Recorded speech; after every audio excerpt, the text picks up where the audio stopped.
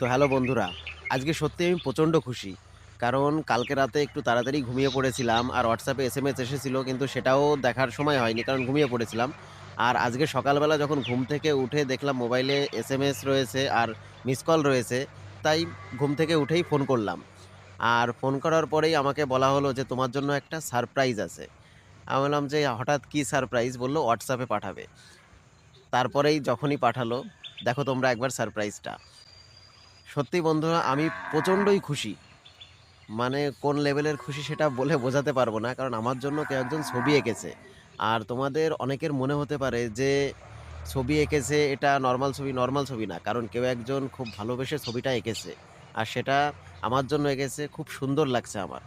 আর তোমাদের অনেকের মনে হতে পারে যে ছবিটা হয়তো আমার একটা বন্ধু আছে যে খুব সুন্দর ছবি আঁকে।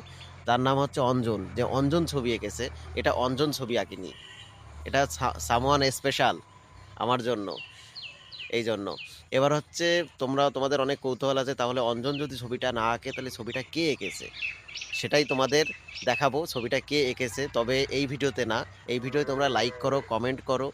প্রচুর ভিউ আসুক। তারপরেই তোমাদের সেই মানুষটার সঙ্গে এই ডাইরেক্ট YouTube এই দেখাবো যে কে ছবিটা এঁকেছে।